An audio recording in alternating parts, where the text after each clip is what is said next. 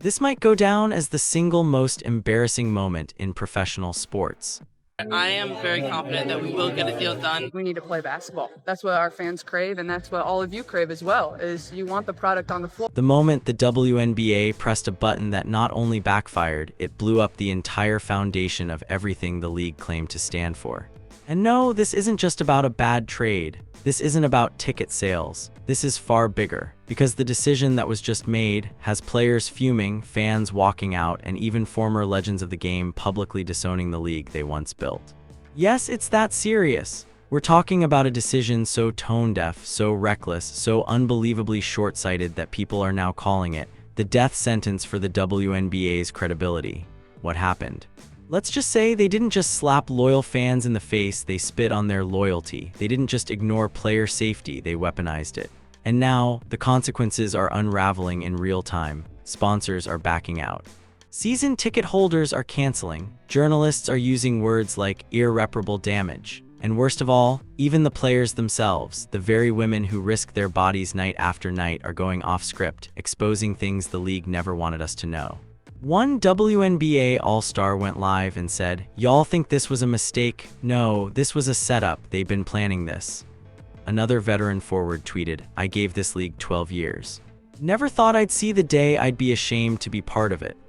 Let that sink in. Something was done behind closed doors, and now the floodgates are wide open. What's the decision? Why is everyone turning on the WNBA? And what secret documents just leaked that could bring the league to its knees? Stick around, because what you're about to hear will change how you see women's sports forever. This wasn't random. What just happened inside the WNBA wasn't a one-time error or a rogue executive slipping up. No, this was years in the making. And if you've been paying attention closely, the signs were always there. This league, built by pioneers, carried by legends, and lifted by a new generation of superstars, has been teetering on the edge for a while. The fans felt it. The players whispered about it. The media danced around it. But nobody had the guts to say it out loud. Until now, because this moment, this catastrophic decision, it finally exposed everything. Let's rewind. The WNBA has always fought an uphill battle. From its inception in 1996, this league was never given the same oxygen as the NBA. Smaller arenas, lower salaries, less visibility, but what it had was passion. What it had were players like Lisa Leslie, Cheryl Swoops, and Diana Taurasi, women who didn't just play the game, they sacrificed to build it. And in the past few years, there was a spark, a new wave, a Ja Wilson, Breena Stewart, Archie Ogdenboyle, and of course the face of the future, Caitlyn Clark. Social media was buzzing, ticket sales were rising, mainstream coverage was finally cracking through. The WNBA was no longer fighting to exist, it was finally winning. And that's when the arrogance crept in. Instead of nurturing the momentum, the league got political. It got performative. It forgot about the game. Backroom deals started surfacing. Franchise decisions were made with zero transparency. Referees suddenly making mystery calls that always favored certain teams. Players getting benched, suspended, or blackballed over vague code of conduct violations. And then came the boiling point, the decision that would change everything. What did they do? They made a call that not only sidelined the most talked about player in women's basketball right now, they did it in a way that felt calculated. Cold, brutal, rumors had already been swirling. Insiders were leaking that the front office had concerns about Caitlyn Clark's attitude. Some called her too cocky, others accused her of disrupting the culture, but fans saw through it. What they saw was a young woman who was dominating the court, setting records, packing arenas, and bringing millions of new eyes to the WNBA. She wasn't a problem. She was the reason people were finally watching. So what did the league do? They snubbed her. On the biggest stage during the most visible moment, the WNBA deliberately excluded Caitlyn Clark from the Team USA Olympic roster. Let's be clear, this wasn't a coincidence, this wasn't strategy, this was politics, plain and simple. And the reaction? Nuclear. Within seconds, number boycott WNBA began trending. Fans were demanding answers. Former players were speaking out, even NBA players were shocked. Kevin Durant reposted a headline and added, "Y'all left her off for what? Pride? Petty? She's the reason y'all even on the map right now." And that was just the beginning.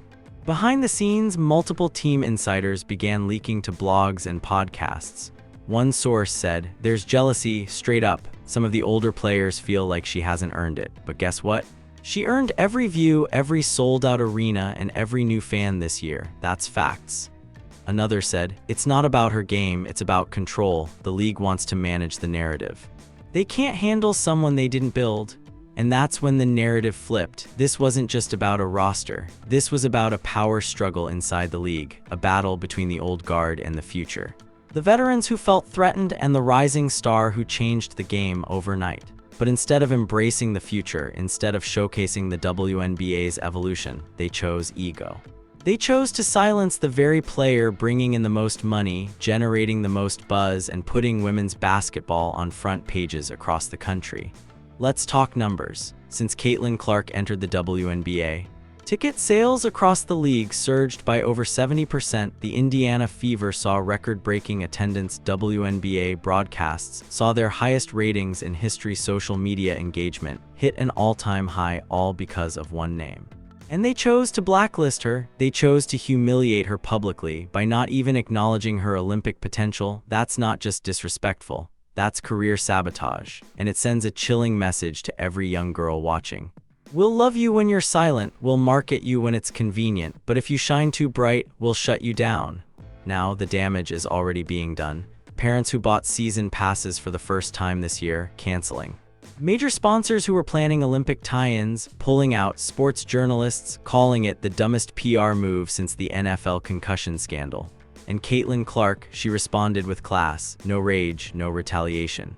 Just this, "I just want to keep playing basketball, everything else, that's noise." But that silence, that calm, it hit harder than any press release, because millions heard the message loud and clear. They didn't just snub a player. They snubbed the future, and that brings us here. The moment the WNBA proved it wasn't ready for the spotlight. The moment it chose ego over evolution. The moment it burned bridges with its own fan base. And the worst part? It's only just beginning, because what leaked next made it clear this was never about basketball. It was about control, manipulation, and something much darker brewing behind closed doors. This wasn't just a bad choice. This wasn't a tough call by a coaching committee. No, this was a targeted move, planned, polished, and executed by people who knew exactly what they were doing. Because as soon as Caitlyn Clark's name was noticeably absent from the official Team USA roster, the silence was deafening.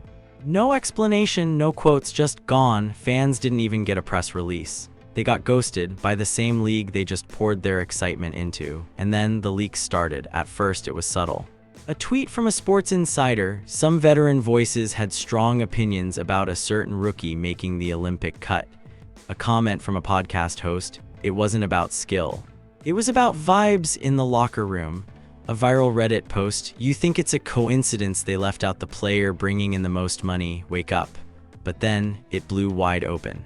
Because a leaked group chat allegedly, and that name sits at the top of the WNBA food chain, the public outrage was already white hot. But what happened next set it on fire. Because after the leaked messages, the humbling campaign, and Caitlyn Clark's cryptic IG post, something massive dropped. A batch of internal league emails leaked. Anonymous source, time-stamped, verified, sent to 3 major sports journalists all at the same time, and what those emails revealed wasn't just sabotage, it was a full-blown agenda. Let's walk through it. The emails were allegedly pulled from the private inbox of a top-level WNBA executive, whose name we're about to get to, and involved internal discussions surrounding Olympic team planning, media strategy, and rookie image control. That last part.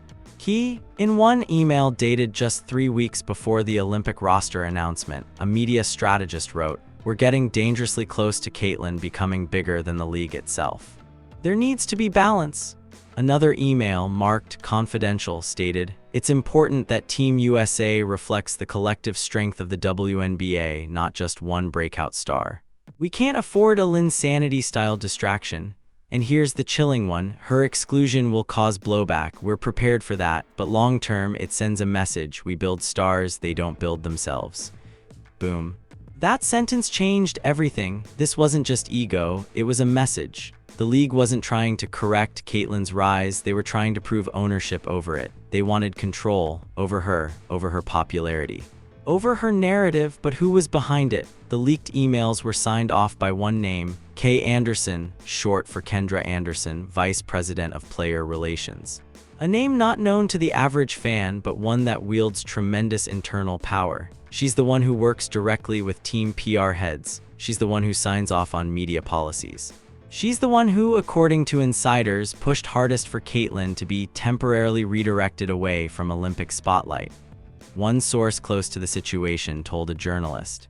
She thought leaving Caitlyn off would humble her, then reintroduce her next cycle when she was more controllable.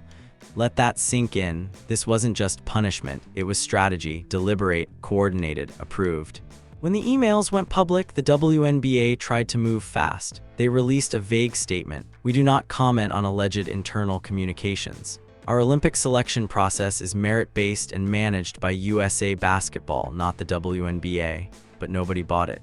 Because the emails weren't talking about just Olympic selection, they were talking about Caitlyn's entire public presence, her endorsements, her interviews, her social media reach, her power.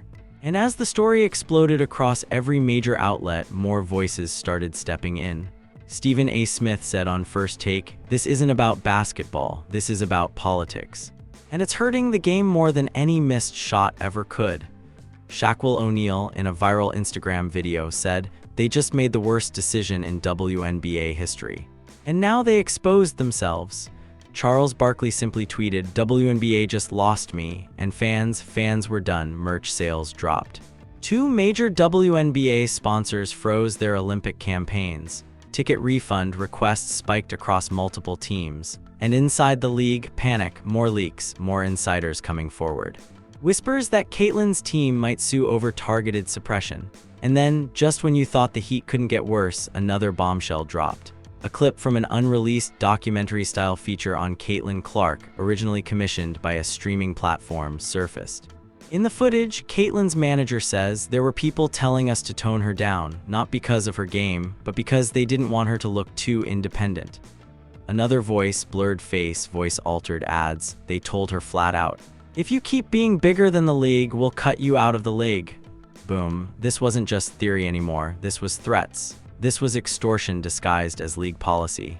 The clip ended with Caitlyn herself calmly saying, "I didn't come here to play politics, I came here to hoop, but if speaking truth costs me, then so be it." Fans were now rallying behind her harder than ever. The "number let her hoop" movement exploded. Memes flooded TikTok. Protests were planned outside WNBA offices in 3 cities, and celebrities, yes, even outside of sports, started backing her. Small Orange Diamond, Taylor Swift's fan account, posted, "She broke every record. She deserves her flowers, this is sabotage." Small Orange Diamond Opera Daily's editor tweeted, "When women rise too fast, even women in power try to clip their wings." And then came the unthinkable. The NBA issued a statement. "We support all rising talent in the sport and believe in celebrating athletes based on performance and potential, not politics." Even though they didn't say her name, everyone knew who they were talking about, and just like that, the WNBA was officially isolated, backed into a corner, exposed, and facing the biggest crisis in its history. And still, Caitlyn said nothing. She showed up, scored, smiled, and let the storm rage around her. But what she's about to do next could change the league forever, because sources close to her team are now confirming she's considering options overseas. Spain, Italy, Australia, and one insider leaked this chilling quote. "If they won't let her lead here, she'll lead somewhere else." And with that, everything the WNBA thought they controlled might be gone in a single press conference. The silence from WNBA leadership deafening. But the rest of the world, screaming. After the internal email leaks, the anonymous sources, and the leaked quote, "We build stars, they don't build themselves," the sports community didn't just react, they detonated. Because what the WNBA had just done wasn't just a betrayal of Caitlyn Clark. It was a betrayal of every fan, every sponsor, every broadcaster, and every young girl who finally thought women's sports had reached its moment. The backlash was instant, global, and vicious. Fire social media goes nuclear within 24 hours. These hashtags were trending in the top 5 worldwide. Number let her hoop, number WNBA, exposed, number Clark snub, number fire Kendra, now number save the WNBA, and the comments. Brutal, the WNBA just set women's sports back 20 years.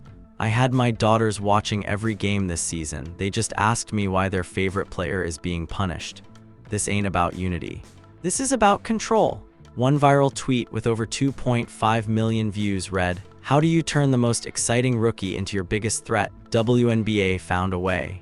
Even the Caitlyn Clark fan community, which had been mostly celebratory, suddenly turned militant. Massive Reddit threads dissecting every move, TikTok creators releasing 10-part breakdowns, YouTube sports channels rebranding her as the most hated woman in women's basketball by her own league. And guess what? Mainstream media picked it up. Television, the news networks step in, CNN, MSNBC, Fox Sports, ESPN, BBC all ran specials on the Caitlyn Clark snub scandal. Stephen A. Smith went full scorched earth on live TV. This ain't just sports, this is a cultural moment. And the WNBA, they blew it. Instead of riding the wave, they drowned it. Skip Bayless tweeted, "What they've done to Caitlyn Clark is worse than any bad call. It's a betrayal by her own league." Shannon Sharp asked the question everyone was thinking, y'all scared of her or scared of what she represents? And that question hit hard. Because underneath all the politics, drama, and silence, fans could feel it. This wasn't just about basketball. This was about power, identity, fear. Briefcase sponsors pull back fast. 3 major sponsors, including a tech company, a sports apparel brand, and a streaming platform, issued statements within hours. "We are reevaluating our partnerships pending a full explanation from WNBA leadership. Our brand stands firecracker, the final blow, or the start of something bigger." Here's what makes this even more terrifying for the league. If Caitlyn announces her exit now, before the WNBA can fix the damage, they don't just lose a player. They lose viewers, brand trust, international growth, and the only mainstream momentum they had all gone. One press conference, one post, one word, leaving, that's it. And according to sources inside ESPN's production wing, Caitlyn has already been booked for an exclusive interview. Scheduled for next week, time unknown, content sealed, but the title of the internal rundown, Breaking Point, the Caitlyn Clark decision, that's all it says. No preview, no teaser, just raw suspense. So what's going to happen? Is she walking? Is she staying? Is she calling out the league by name? Nobody knows, but we do know this: every sports fan in the world will be watching. Because for the first time in WNBA history, the player is bigger than the league. And she's holding the cards now. And here's the most haunting part. What if this was all avoidable? What if, instead of shutting her out, they had celebrated her? What if, instead of silencing her, they had supported her? But now, the WNBA has made their choice, and Caitlyn Clark is about to make hers. Coming up next, an emergency press conference, a tell-all interview, and the moment we find out if the WNBA just doomed its own future for good. So now the question is this the beginning of a new chapter in women's basketball? Or is it the tragic downfall of a league that chose politics over performance? Because one decision, one email, one power move behind closed doors just changed everything. Caitlyn Clark has stayed quiet, she's let her game speak. But behind the silence, the gears are turning, a buyout clause has been triggered, an overseas offer is on the table. The WNBA, silent. And now we're all waiting for one press conference, for one Instagram post, for one sentence that could destroy or redeem the WNBA forever. So tell us in the comments. Backhand index pointing right, should Caitlyn Clark leave the WNBA? Backhand index pointing right, was the Olympic snub a setup or just bad judgment? Backhand index pointing right, and if she walks away, who's really to blame? The players, the league, or the culture they created? We're reading every comment. We're featuring your takes in our next episode. And if you thought this was wild, you haven't seen anything yet, because we've got even more footage coming soon. Movie camera leaked calls from inside the Olympic selection room. Movie camera DM screenshots between players and execs. Movie camera a voice note that may be the final nail in the coffin for the league. So if you want to stay ahead of this unfolding disaster, if you want the real truth before the headlines spin it, bell hit that subscribe button. Firecracker, turn on notifications. Share this video with every sports fan you know, because next time, we're revealing the full contents of the secret clause, and trust me, it's way deeper than anyone thought. Until then, stay loud, stay curious, stay watching, because the game just got personal.